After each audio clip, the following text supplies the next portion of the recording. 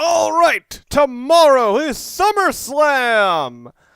Okay, I've got to comment on this because I actually live in Los Angeles. I don't want SummerSlam to be held in Los Angeles every year. Okay? That sounds very strange. I mean, why wouldn't you want at least one big pay-per-view? Here's the thing. With WWE, the pay-per-views that are good are kind of random at times. You know, the most consistently good pay-per-view of the past few years has been Money in the Bank and Extreme Rules. And the other thing is, as long as SummerSlam is in Los Angeles, we're never going to get WrestleMania. I would love to attend a WrestleMania here, but a SummerSlam? I'm like, eh. At least I'd get a good fireworks show out of a freaking, good WrestleMania here. But, well, actually, no. Staples Center is an enclosed stadium where all the ones so far for the past few years have been open stadiums. Well, whatever. Anyway, I will give a bit of preview and predictions as to what will happen tomorrow night at SummerSlam.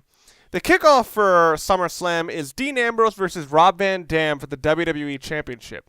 This is a very surreal matchup, and I'm not really sure whether this can actually make a great match. But but Dean Ambrose does have a lot of experience working with hardcore guys in the indies who basically try to be Rob Van Dam or other guys like that. So perhaps he can figure out how to make this work.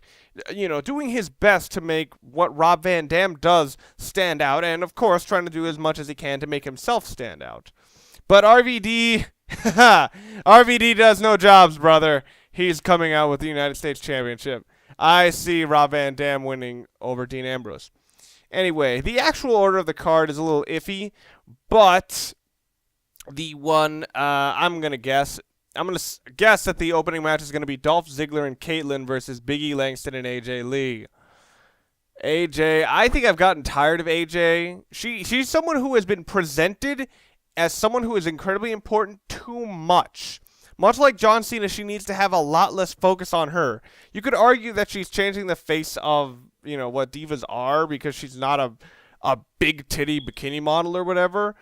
But to be quite honest, she's just not very captivating as either a character or a performer. I do like some of the things she does, but I just don't think it's enough to justify her being on every single show at every single pay-per-view. They're trying to get Ziggler over, but I think, guess what? Who is Vince gonna like more? A great performer, but a relatively small guy, or a big burly motherfucker? I see Big E beating this or winning. I heard there are some speculation that Big E may eventually turn babyface, and I think AJ Lee will most likely have to do with that, him going no and just rejecting her outright. But anyway, the next match I think would be after that was Cody Rhodes and Damien Sandow. I kind of like the little feud where they've been having where Cody is basically trying to get rid of Damien's briefcase because in his eyes it's like, you took that from me. Although it does make Cody look a bit petulant and childish, and I'm not really sure whether that was the angle they were going for. This I see being a long-term feud because of their long-term past. So I actually see, for that sort of thing, I think Sandow should go over and beat Cody Rhodes. Perhaps in another way, which can almost reflect the way he took the Money in the Bank, where it looks like Cody's almost got it, and then Sandow does the one clever thing he needs to at just the right moment, and it completely destroys Cody Rhodes. But I do see this feud continuing on after Damien Sandow beats him. After that, I'm thinking Kane is going to take on Bray Wyatt in a Ring of Fire match. I'm not really sure whether Bray Wyatt and the Wyatt family's first opponent really should have been Kane. I mean, I would have figured that they probably should have gone on a killing spree, basically. But a Ring of Fire match, I assume they mean an Inferno match. And Bray Wyatt is one of the few people who actually wrestles in full gear. So getting him caught on fire will actually not be that hard. But Inferno matches are honestly kind of slow. And from what I understand, they are very uncomfortable for the wrestlers to compete in. So, yeah, how is this going to work? I know Bray Wyatt does have a lot of skills, but I don't think his best asset is in performing. It's as a manager. He, I think, has all the best tools to be one of the best managers of this modern era. But unfortunately, you can kind of tell that he wants to be a wrestler. And that's kind of sad because, WWE, do they like fat guys? Yeah, yeah, yeah, yeah, yeah. Anyway, I actually see Bray Wyatt going over here, but most likely the rest of the Wyatt family will have some part in it. After that, I'm pretty sure it's going to be the World Heavyweight Championship match between Alberto Del Rio and Christian. And the problem with this, I think, is the fact that Christian, the time in which they could have gotten him over was 2 years ago.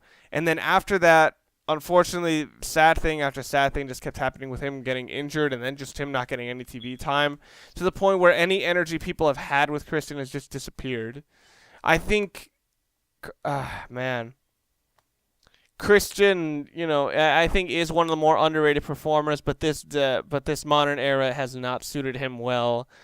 I see Alberto Del Rio going over Christian. I think Christian is just a holdover feud until they find someone else Del Rio can feud with.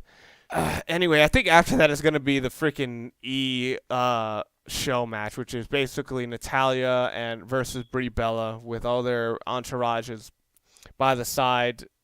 I have not been keeping up with the show that Natalya and Brie are supposed to be actually feuding with. Like, I heard that the Divas Life thing or whatever that is actually a lot better than you think it is, but I don't know, there's something about it that doesn't seem that interesting to me. But yeah, that's a feud based out of that. And because of that, I have no idea who's coming out of this with a winner.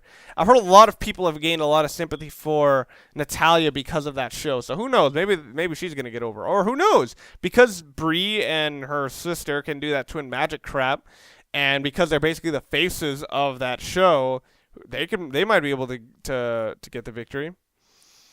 Okay, next up would be CM Punk versus Brock Lesnar. This is a very interesting kind of matchup because Paul Heyman would most certainly want to book this in a way where Punk can get some kind of big victory out of it, but it's something that's very hard to believe because most of Punk's offense is using more traditional wrestling style grapples and much more traditional martial arts styles. Because of this, his offense is very unique. However, both of these are something that Brock Lesnar would be very accustomed to taking. So because of that, it's very hard. What really can benefit CM Punk? This is something where they're going to have to be able to accentuate how tough or how diligent he is. Because, if he can just keep the fight in, or if he can just keep fighting against Brock Lesnar, you can be like, oh my god, how is this guy going up and keep getting up against this monster?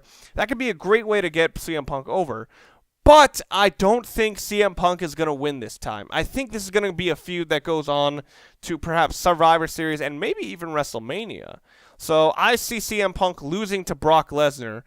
And I actually see Brock Lesnar winning clean. No, very little Paul Heyman, or if any, it'll be very small. I actually see Brock Lesnar beating CM Punk clean for this one, and then perhaps a draw at like Survivor Series, and then like Punk wins at WrestleMania.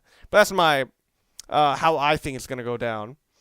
And of course, I'm assuming this is gonna be a long-standing feud with Paul Heyman being the centerpiece and Curtis Axel being the intermediary feud.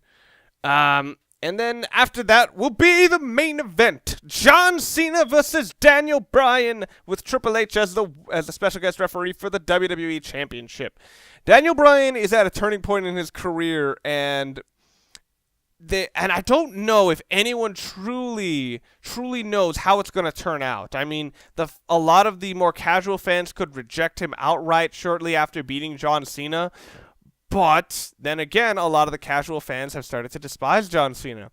This is a very weird situation where you can get a lot of energy from losing to John Cena, but you'll also get a lot of vilification. And considering how polarizing a guy like Daniel Bryan already is, I'm not really sure whether that will be the best move in his career. And whether or not WWE knows that is difficult to say. You could tell they don't exactly have a lot of faith in either guy's ability to carry the feud because they fucking jammed Triple H into this and Vince and fucking Stephanie into this way the fuck more than they probably should have.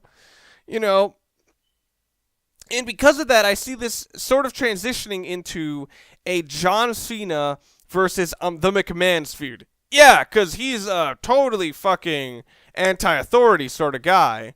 You know, with Daniel Bryan winning, and then almost immediately afterwards, I hear voices in my head, and fucking Randy Orton coming out and ending the title reign, and then going immediately into a Randy Orton feud. If it was actually me, I probably would actually have Daniel Bryan win clean, or at least have like the Wyatt family come out and saying that we've extinguished the brightest light in WWE or something like that. But I do see Daniel Bryan winning, but I don't see him keeping the title for very long. So anyway, that's what I think is going to happen at this year's SummerSlam. What do you guys think is going to happen? And be sure to stay tuned, because tomorrow night, be prepared for my review of SummerSlam. It'll follow shortly after the show. So see you guys then.